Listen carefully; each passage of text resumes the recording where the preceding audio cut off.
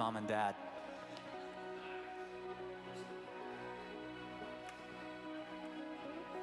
Have you ever seen the wonder in the glimmer at first sight? As the eyes begin to open and the blindness meets the light. If you have soul, say, I see the world in light. I see the world in wonder. I see the world in life, bursting in living color. I see the world your way, and I'm walking in the light. Have you ever seen the wonder in the air second light? Having come out of the all left behind. If you have soul, say, I see the world in light. I see the world in wonder. I see the world in light, bursting in living color. I see the world your way, and I'm walking in the light.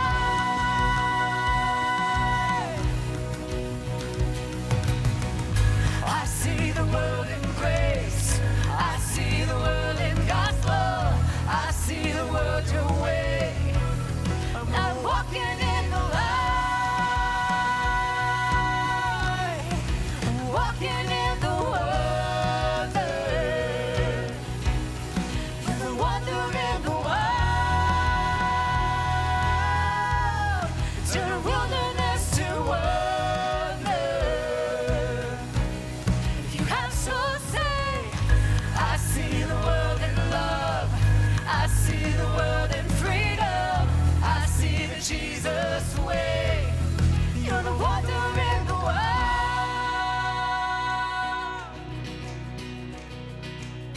Welcome to Crossroads Church. Whether you're connecting online, in person, or on demand, thank you for making this time part of your week.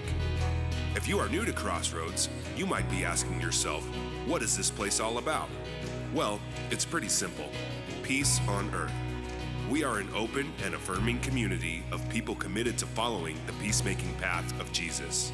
And this peacemaking path leads us to focus our work on rewriting what we call the 5 unacceptable truths. These unacceptable truths are 5 realities that hinder human flourishing and destroy peace on earth. Together, we work to replace spiritual emptiness with spiritual vitality, poverty with physical and financial flourishing, fear of the other with inclusion and affirmation, illiteracy with education and opportunity, and modern-day slavery with freedom. This is what we mean when we say, hope is here. Over the next hour, we will experience the divine mystery together as we sing a few songs, listen for wisdom, and share in communion so that we might leave here inspired and equipped to follow the peacemaking path of Jesus in our everyday, normal lives. Blessed are the peacemakers, for they will be called children of God. I see the world your way, and I'm not afraid to follow. Oh, I see the world your way, I'm not ashamed to say so. Oh, I see the Jesus way, and I'm walking in the light.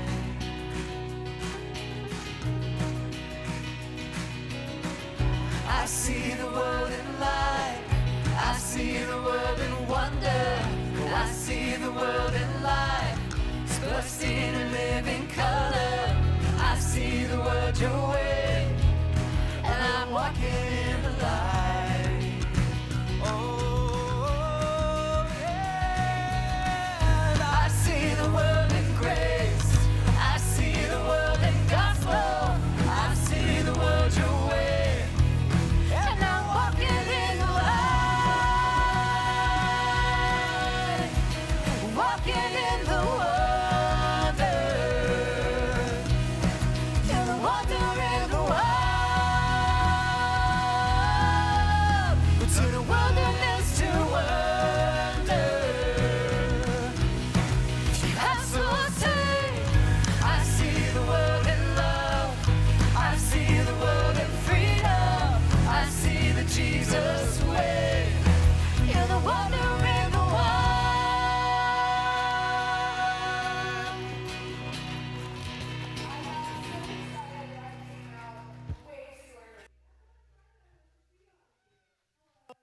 Nice to see you all. I needed a few more minutes up here. But hi, welcome to Crossroads. If you have no idea who I am, that's okay. My name is Brooke Weens. I am an associate pastor here at Crossroads. You can sit down, please. Take a load off. Put your feet up. Enjoy. Did anybody else get the memo for Hawaiian shirts today? Shame. Just kidding.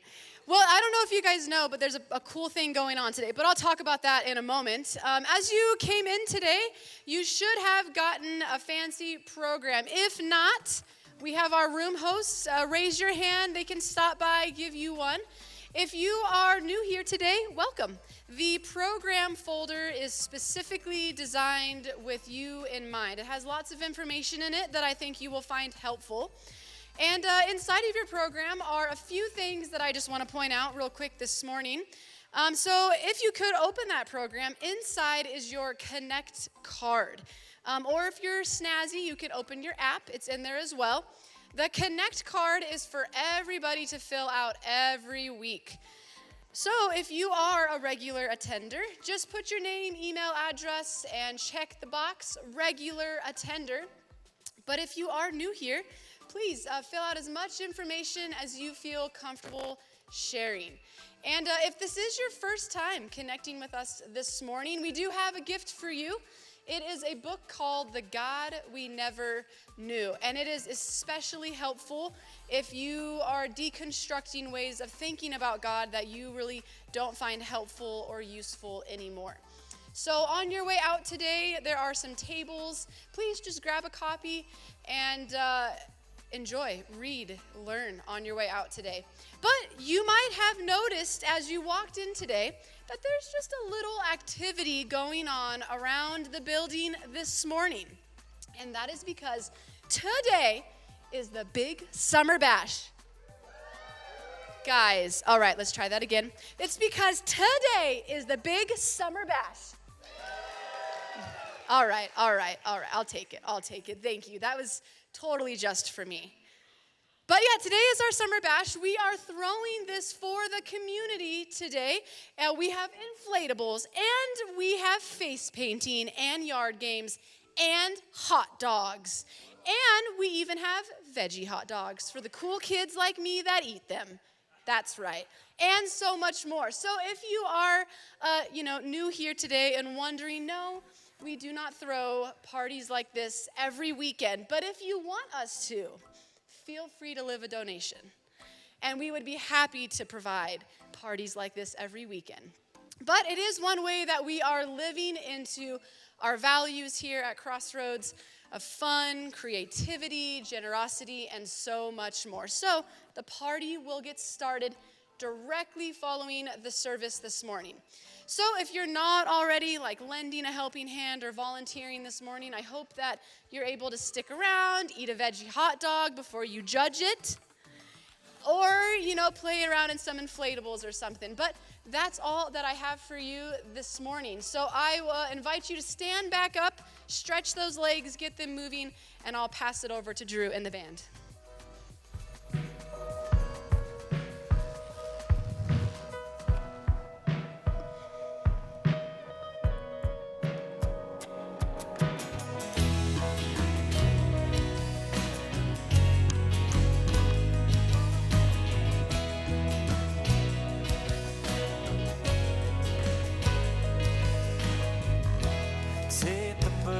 From my arms, take the anchors off my lungs, take me broken, make me one, break the silence and make it a song.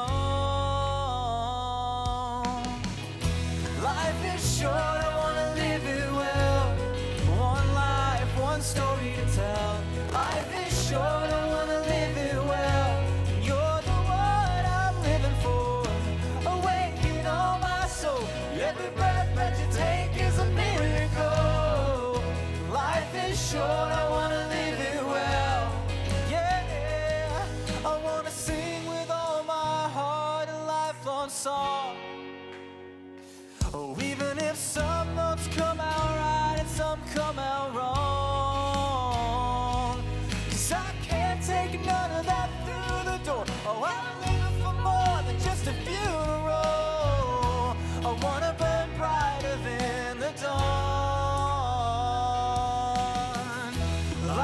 is short, I wanna live it well. One life, one story to tell. Life is short, I wanna live it well. You're the one I'm living for, awakening all my soul. Every breath that you take is a miracle. Life is short, I wanna live it well. Yeah, I got one life and one love. I got one voice, well maybe that's enough. 'Cause with one heartbeat and two hands to give, we got one shot and one life to live, one life to live.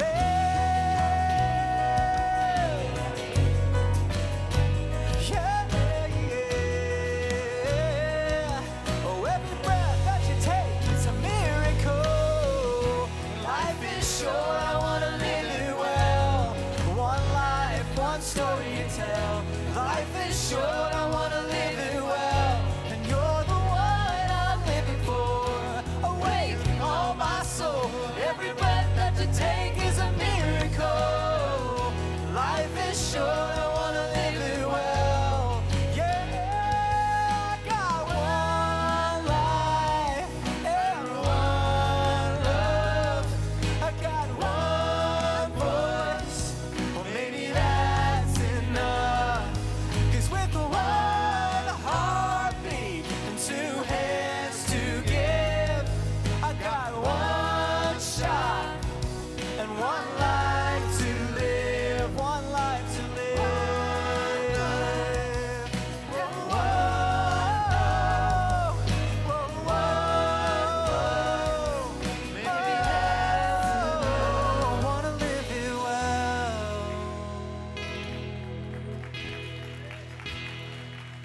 All right, guys, you can go ahead and take a seat, grab your top notes, and Ryan will be out shortly. What you think about that? What you think about anything?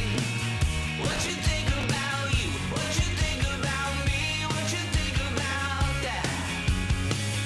What you think about that? What you think about anything? What you think about you? What you think about me? What you think about that?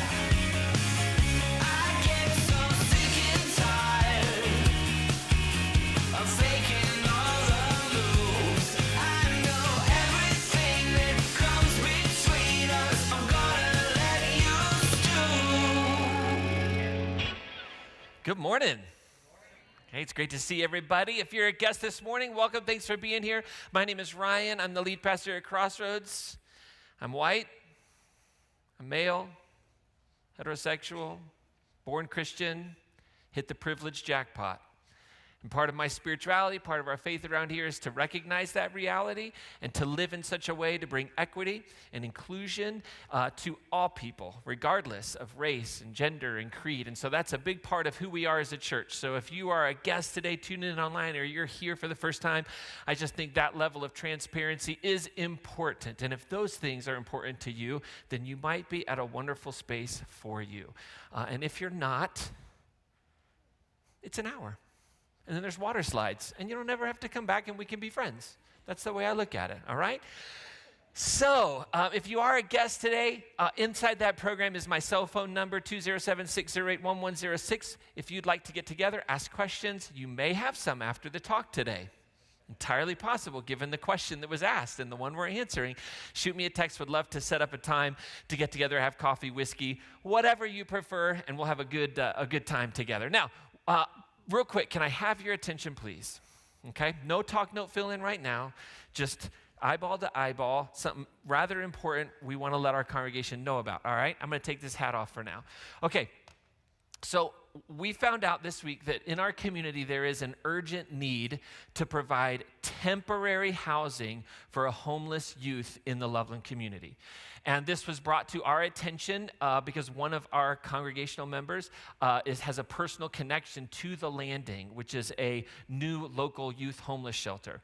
So here's the thing. If you have space in your home, in your heart, you're interested in this, I want to encourage you to just on the back of your Connect card, write youth placement interest. If you'll do that, we will connect you with the appropriate organization.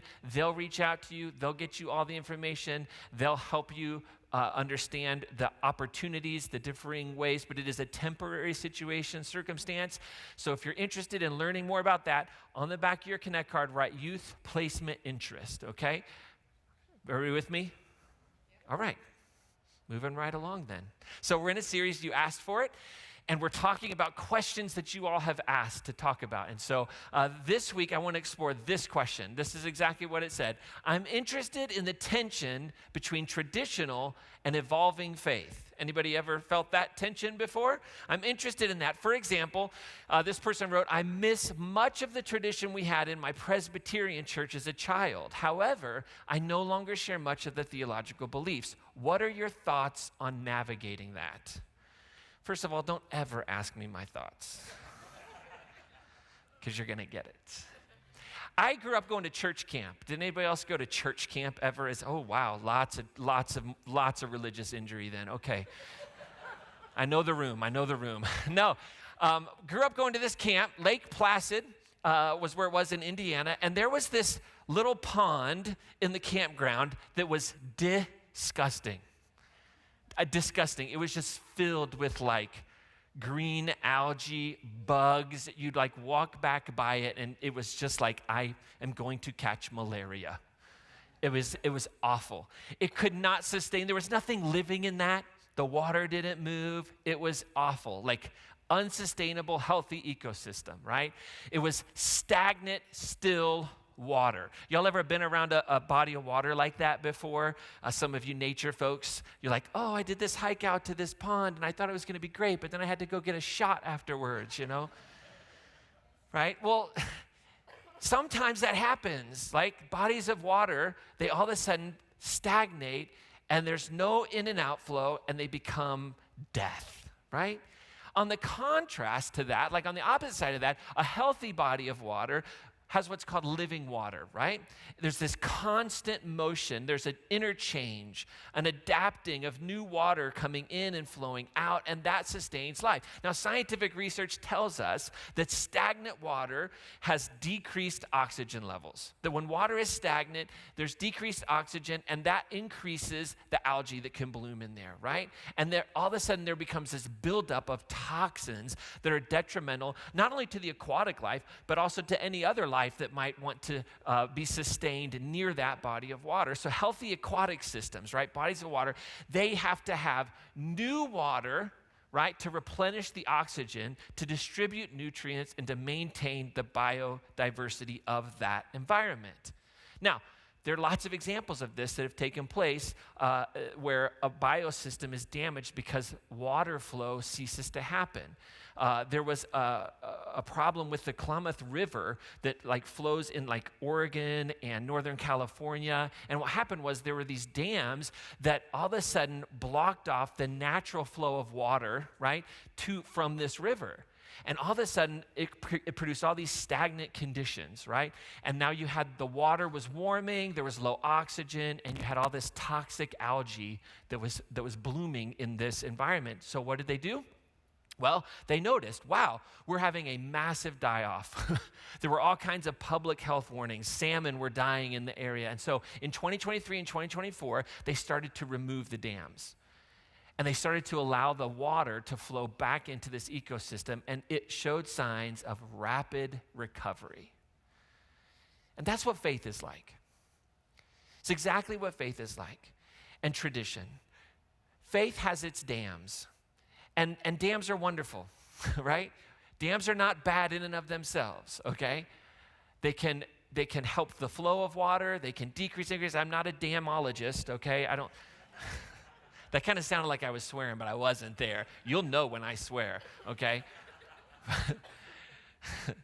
Because I do it with purpose and meaning, okay? But the reality is that dams aren't necessarily a bad thing, but they can be. And traditions are like that, right?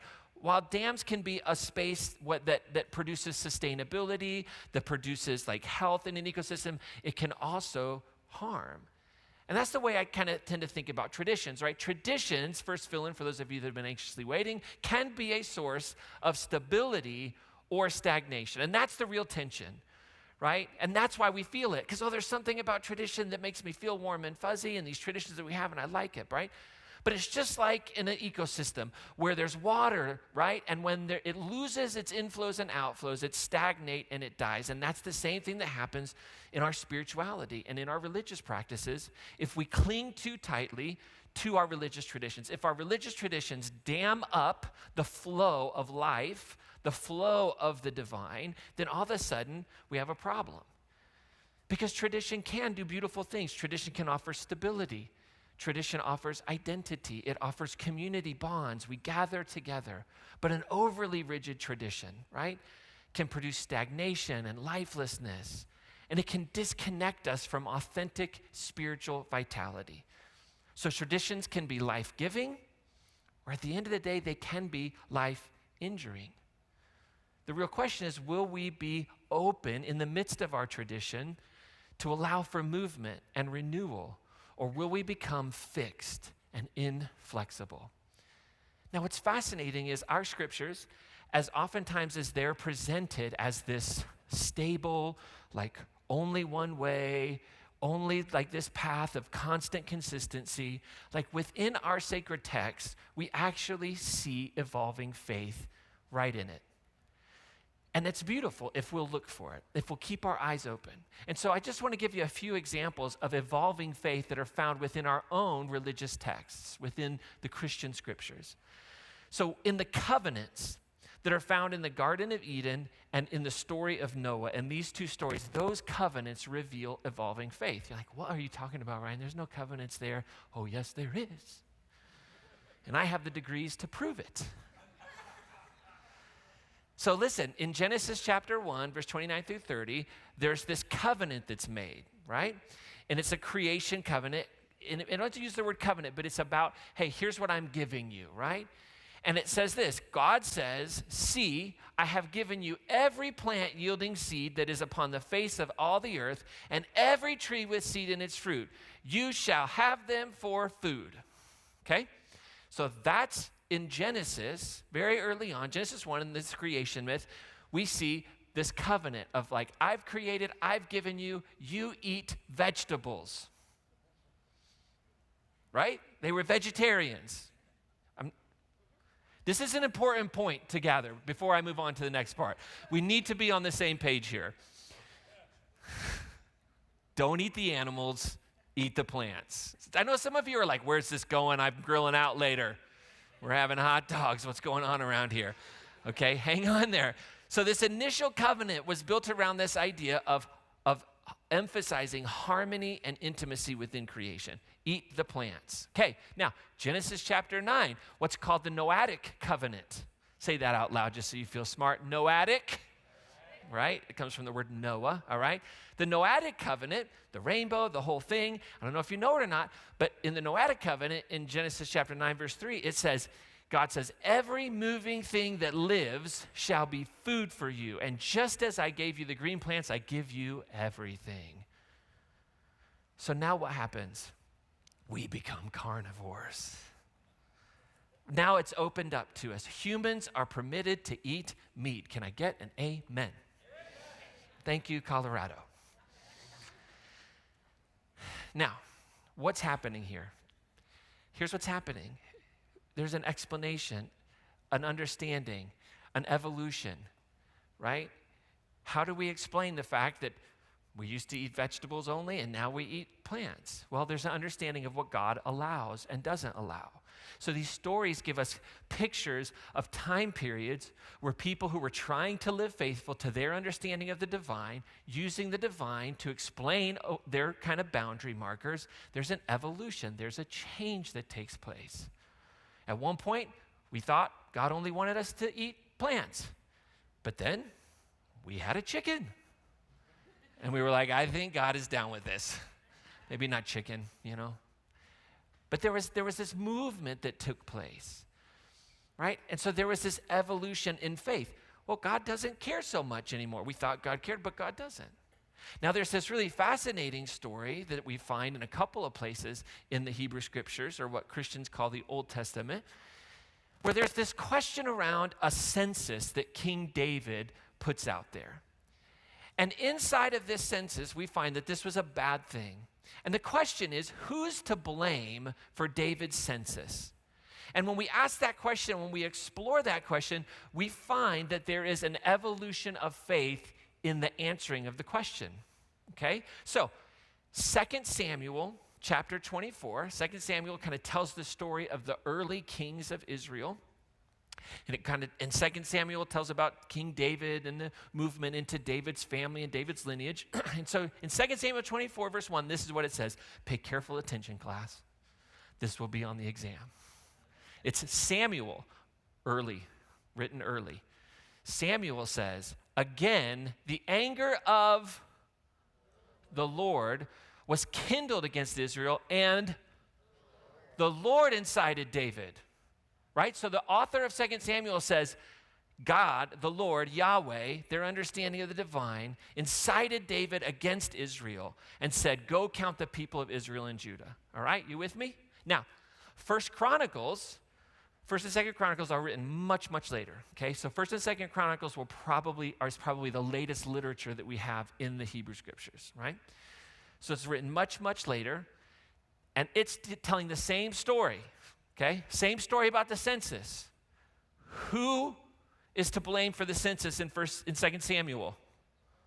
The Lord, right? Okay, some of you're just not going to know what to do with this next Bible verse.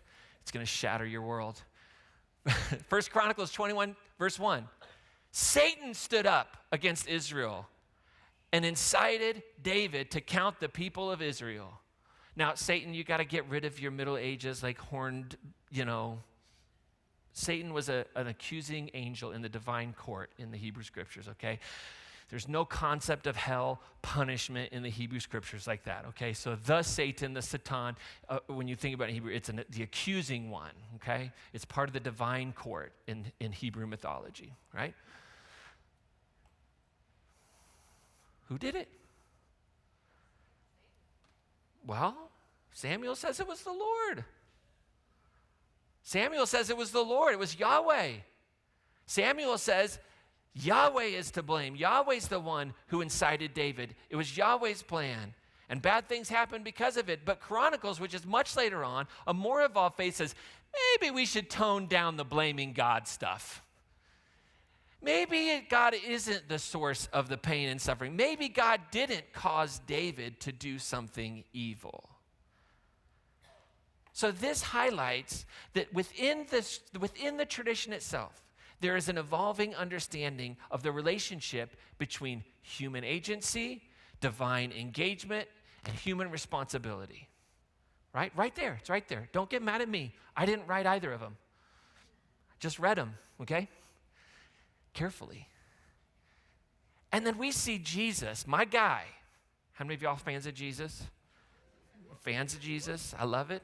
The peacemaking path, we're all about Jesus here. Jesus really does this. Like, Jesus' most famous teachings required an evolution of faith to capture.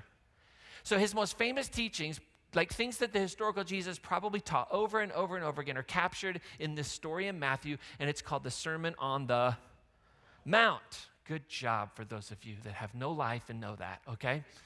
Sermon on the Mount. Same people that went to Bible church camp, I know. So listen, here's the thing, the Sermon on the Mount. In the Sermon on the Mount, Matthew chapter 5, Jesus says things like this. You've heard that it was said. You've heard that it was said to those of ancient times, you shall not murder, and whoever murders shall be liable to judgment. Not a bad deal, right? Pretty good for human flourishing. Bad idea. But I say to you that if you are angry with a brother or sister, you'll be liable to judgment. It's like, let me evolve this thinking a little bit. In Matthew chapter 5, verse 27, he says, you've heard it was said, you shall not commit adultery. Not a bad thing, not a bad idea to forget whose bed you should be in. Don't do that, not a good thing. Tends to produce suffering, tends to be a wounding activity, right? But I say to you that everyone who looks at a woman or a man and lust has already committed adultery within their heart. In other words, there's a woundedness that takes place when we objectify people. So I'm going to take it like you think that this is really, really bad. Well, I'm telling you, it's the same effect in the human heart and the human condition and what it does to the way in which we respect people. Jesus is taking it to another level. He's evolving. He's showing that. Matthew chapter 5, you've heard it said, an eye for an eye and a tooth for a tooth. This is one we kind of like, but if we lived like this, what would happen? Nobody would have any eyes or teeth. Jesus says, but I'm telling you, don't resist an evildoer. Don't do that. If anyone strikes you on the right cheek, turn the other also. I'm not even going to go into who doesn't like that verse these days, but it's all right. 6 times in the Sermon on the Mount, Jesus says, you've heard it said, but I say to you. Jesus is demonstrating for us. He's demonstrating the dynamic nature of faith, the importance of reinterpreting traditions and adapting teachings in new contexts. This is the embodiment of living water. He's demonstrating it. And he's not demonstrating it because he has some special authority to do it. He's not saying, I'm the one who gets to do this and nobody else. He's modeling what it looks like. And he's inviting others into the process. Later on in Matthew's understanding of Jesus, Jesus says this, truly I tell you, whatever you bind on earth will be bound in heaven, and whatever you loose on earth will be loosed in heaven. Huh? Yeah. Jesus in Matthew is saying, I expect you as my followers to be thinking, adaptive people. I'm just going to let that one sit for a second. He expects his disciples to evolve and adjust to new realities, to establish new expectations. And here's the amazing thing. Jesus says, guess what? Heaven will honor your decision. It's like Jesus is saying, heaven really doesn't get it, but I do. Humanity's kind of jacked up. And you're getting better. And so we're going to have to evolve together. And here's the deal. As you continue to live out the principles of the peacemaking life, there's going to come a season where you're going to realize we don't need that anymore, but we need this. And you've got to release it on earth, and you've got to bind it on earth, and heaven is cheering you on. Heaven is present. That's crazy. But that's what Matthew's saying. That's what Jesus is modeling. And so Jesus invites peacemakers to be this kind of living water, right? To be sources of evolving faith. In fact, Jesus explicitly identifies his work, his way of understanding God, his life with this metaphor of living water. He said in the Gospel of John, let anyone who is thirsty come to me, and let the one who believes in me drink.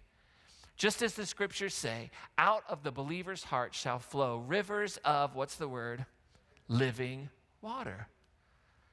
Living water. Now, scholars interpret like living water in that context, contrasting it with the idea of stagnant water, and they say this is about empty rituals and religious practices that are devoid of spiritual vitality, that are lacking in any ability to transform, or they're caught up in traditionalism without transformation. And what Jesus is doing, he's referring back to a prophecy that was given in the book of Jeremiah, where stagnant water sits in broken cisterns and they are incapable of holding life-giving water. And that's what's happened to the people. So here's what I don't want us to miss as we explore this question. Like, before we can start tackling it, we have to understand this first and foremost. Faith is like living water. It must flow and evolve to stay healthy, vibrant, meaningful, and relevant. Like, that's living faith. And it's powerful. And traditions can and should inform our faith without imprisoning it. As soon as a tradition comes into our faith and it dams up the flow of binding and loosing and evolving and changing and transformation, we have a massive problem. So, to answer your question, what are my thoughts on evolving faith and traditional faith? Here's what I think. Number one, in your everyday normal life, this is what we try to do as a community. This is what I would encourage you to do. Embrace living traditions. Embrace living traditions. Traditions that move and ebb and flow, that are porous, that the living water can flow in and out. Not a dam that just sits there, but a dam that can actually release water and stop the flow of water at times. And so we understand the difference between living into traditions and becoming stagnant in traditional thinking, and that is crucial. So here's an example. Many of us, we celebrate Christmas, right? And you do that in your families, and you have traditions in your families that you love, and they're wonderful, and they're full of meaning, and they produce shared memories. But I can promise you this, hear my voice, those of you that are raising young children and you're establishing Christmas traditions in your home and you love it. I'm promising you this. If you hold on to that tradition as they get older and start their own families, and you force them to stay in that tradition, you will cause a stagnation in your relationship.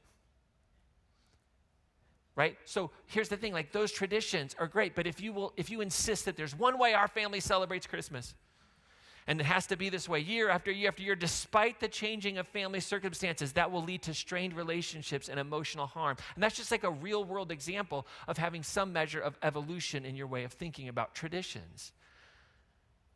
And in that sense, you acknowledge that the tradition, it was beautiful, it was wonderful, this is what we used to do, but then it has to be adapted to new realities, such as children growing up and starting their own families. And that can help preserve the joy and the connection that can happen during a season like Christmas and avoid the toxicity of it. Make sense? Some of you are like, oh, you did not. They're coming to my house forever and ever and ever and ever. Oh, okay, whatever. Set up an appointment for me in 20 years. We'll work through it together. It's okay. Secondly, I want to encourage you to embrace traditions thoughtfully, right? So make sure that your traditions are living, that you give them space, freedom to change, to evolve. But then embrace traditions thoughtfully. And what I mean by that is look for the deeper meaning beneath the literal interpretations within those traditions. Let's go back to Christmas Eve. How many of you have ever been to a Christmas Eve service, Christmas with Crossroads? Anybody? Raise your hand up nice and high. We got the candles, we sing, isn't that wonderful? Tell the Christmas story. And here's what I get a lot of people saying, but Ryan, I don't know. Was Mary a virgin? I don't know. I don't know if I can believe that. Did they really go to Egypt? Were there really 3 wise men? And it's all very valid questions. I love the questions. And a lot of it I don't hold historically accurate myself. But I celebrate that season and I lean into those traditions of lighting a candle because I still believe what the story means, what the story's teaching us, what the birth of Jesus and what the writers were saying by saying, probably misinterpreting a passage of Scripture, and saying that Mary was born of a virgin, and this beautiful story of the divine visitation. I have no idea, and I could never know if those are historically accurate. And anybody who tells you that they can is just, they can't. Okay, I'm just going to say, you can't. There's no way to know that. So I have to set that aside and say that's a beautiful conversation, but what does the story mean? What is it telling me? It's telling me that there was something more powerful about this Jesus than meets the eye. He's like a transformer. Some of you will get that on the way home. That there's something about the life of Jesus that is even as powerful as Caesar Augustus, who was said to be born through the gods. There's something powerful about one born in a manger, humbly, without any means, that can change the planet. And so I light a candle and I cry every Christmas because I believe that deeply. And I recognize that that's what we as humans do. We make meaning, we infuse meaning, and we have these stories. So we can participate in that tradition, but I don't have to get caught up in defending it and making sure that everything is historically accurate and all of those things. I can say, what does it mean? So I can participate in traditions that have deep meaning and are meaning-making and are important, but I can let them evolve. I can give them room to breathe because I understand that these are revealing a deeper truth about what divine love is, a deeper truth about what human dignity is all about, a deeper truth about hope.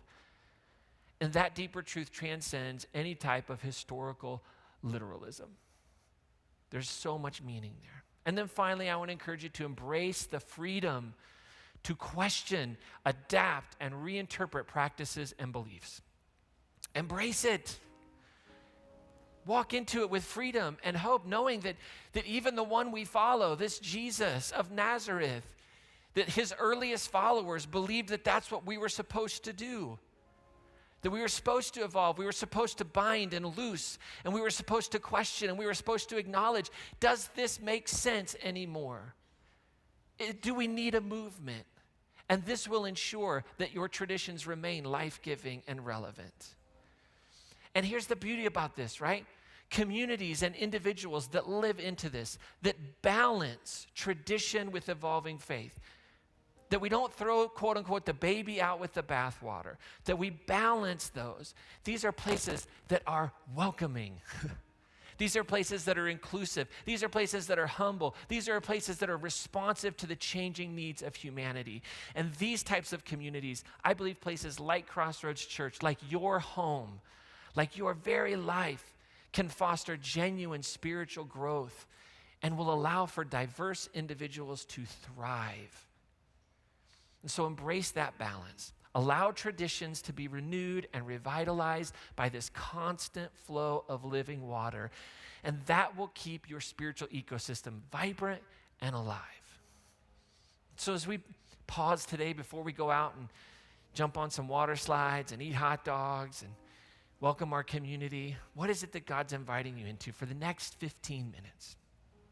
To just pause and reflect. If you're new, kind of exploring this idea of faith, maybe kind of first time around church, I just want to encourage you to stay curious and stay open. Like, just be curious. Spend time observing the traditions in a place like Crossroads. Look at other spiritual communities and how they're observing traditions. Ask honest questions about what gives life to them for you and what doesn't, and what might be limiting about them. Just be open and be like that living water, just testing new ground. Give yourself permission to explore faith practices like prayer, meditation, reading the teachings of Jesus, participating in faith gatherings like this. And just do it with humility and curiosity. You don't have to have all the answers. Heavens no. And for those of you that maybe you've kind of recently said, I'm going to follow the peacemaking path of Jesus. This makes sense. I want to be a peacemaker in this world. And you're kind of being more intelligent about it and you're being more intentional about it, then I just want to encourage you to choose one tradition and engage with it really reflectively. Just pick one tradition that's part of the broader Christian tradition, whatever that might be, regular church attendance, prayer, whatever, and take that and maybe it's communion. Maybe it's the Advent season that's coming up. Maybe it's the idea of a Sabbath, whatever it might be. Maybe it's service in the community. And explore how that can be both rooted in history, but also renewed through your unique life experience. So just ponder it, consider it. Ask yourself, what does this mean for me here and now? As you have communion, what does this mean for me right here, right now? And so let the tradition shape you without you becoming rigid or without the tradition like pounding you, right? Just like living water. And now for those of you that are like, Ryan, come on, challenge me. I'm a veteran peacemaker. I mean, I haven't lost my temper in like 7 days. I've been at this a long time. Well, I want to encourage you to teach and release, right? So take your wisdom, take your stories about the tradition and the traditions that are within it, and your transformation, and give it to others. Like, share them, but hold them lightly. Invite others to reinterpret your experiences, to reinterpret what you've carried so that it can become life-giving for them. So what you hold as dear and important and valuable for you, you have to release that into other people's experiences and trust that their experience with that tradition, however they might reshape it and reframe it and it might evolve, can be beautiful and life-giving for them. And maybe ask the question, where am I still being invited to grow given how other people are experiencing this tradition? And in doing that, we're allowing living water to keep flowing through us, not as a reservoir, but as a stream that can nourish others and we can stay fresh ourselves. So, we're going to have communion. We're going to pause. I'm going to invite you to stand. If you're at tables, the communion is there. If you're on the sides or in the back, you're welcome to come to the tables. Everyone is invited. There's no class to take or anything like that. This is just a moment to remind ourselves of the radical love that is found in the story of the life, death, and resurrection of Jesus.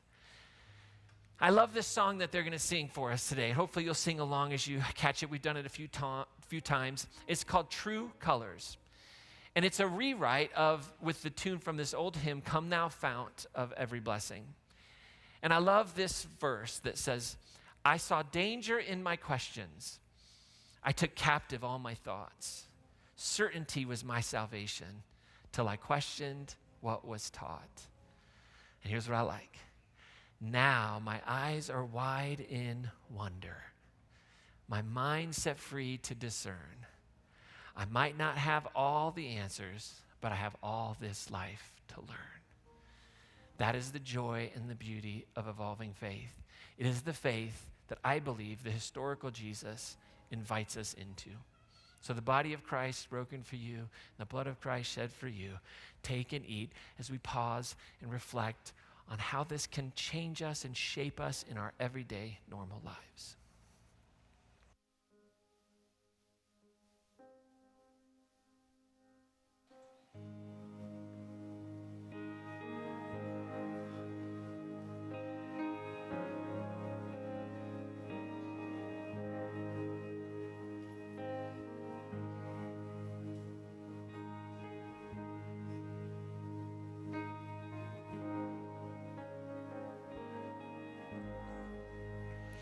I was lost in utter darkness.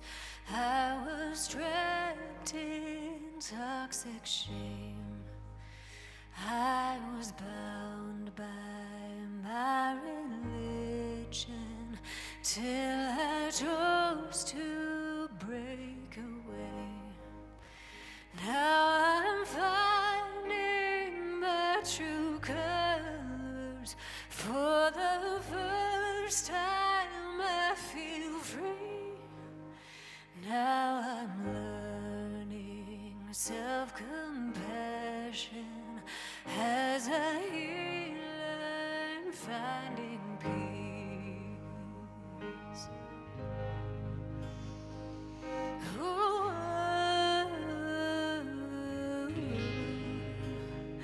I kept at a distance, those who lived life differently, saw the world in right or wrong, but they're all human just like me. I stepped out and love expanded us and melted away. Beauty found in every distance. As I listen, I'm amazed.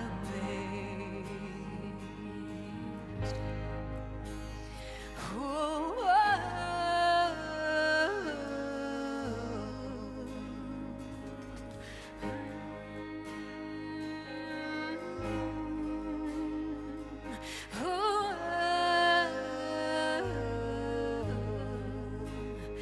I saw danger in my questions. I took captive all my thoughts. Certainty was my salvation till I questioned what was taught. Now my eyes are wide in wonder. I'm set free now to discern. I might not have all the answers, but I have all this life to learn. Oh,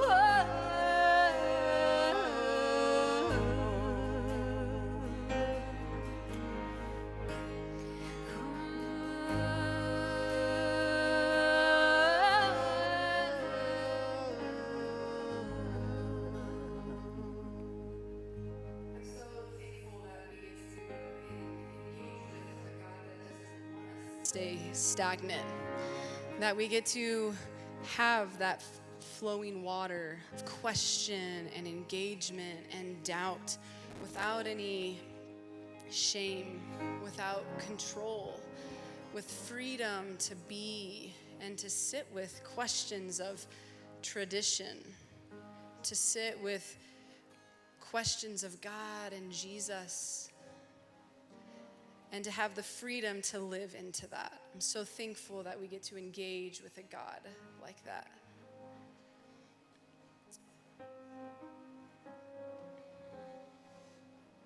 Just take a breath. Be reminded of who that God is for you today, to experience that flow and the freedom to be.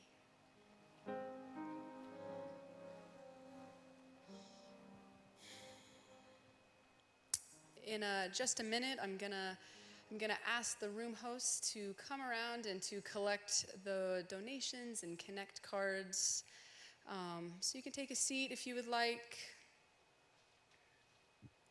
And while you're getting that ready, while you're grabbing your connect cards and donations, and as we kind of transition out of this time of worship and reflection, I do just have a few other things for you. I hope you haven't forgotten. We do have a big party to get to. On the back of your connect cards, you will see a box that is in regards to a young adult group. So we are looking for some people who might be interested to form, facilitate, host, lead a group for young adults. So ages 18, 25, kind of this collegiate age. And we're looking for people who might be interested to join. Maybe you're in that age group. Maybe you're not, but you would love to open your home or work with other people to kind of form a group. So if you are in one of those categories, to kind of facilitate, form a young adult group, ages 18 to 25, please mark that box on the back of the Connect card, and somebody from our team will be reaching out with you, getting in touch. There's such a need for that demographic, and we want to be able to create an inclusive and safe space for that age to be able to question and experience the living water. And so if you're interested, mark it on the back. But it is almost time for the Summer Bash. So now I will have those room hosts come up forward, collect your donations, connect cards, and we will get out of here shortly. Thank you.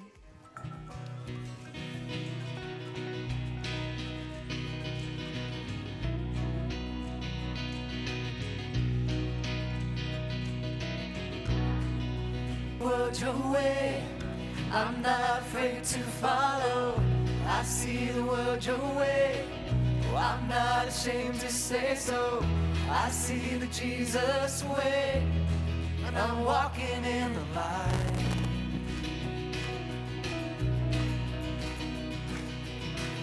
I see the world in light, I see the world in wonder, I see the world in life, bursting in living color. Oh, I see the world your way, and I'm walking in the light.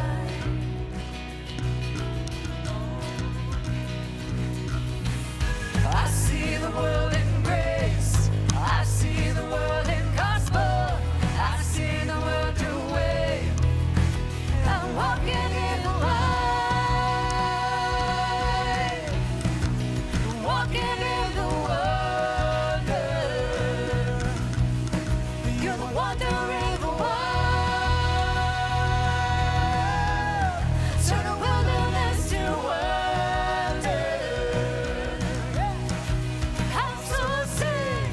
Oh, I see the world in love. I see the world in freedom. I see the Jesus way. You're the wonder in the world.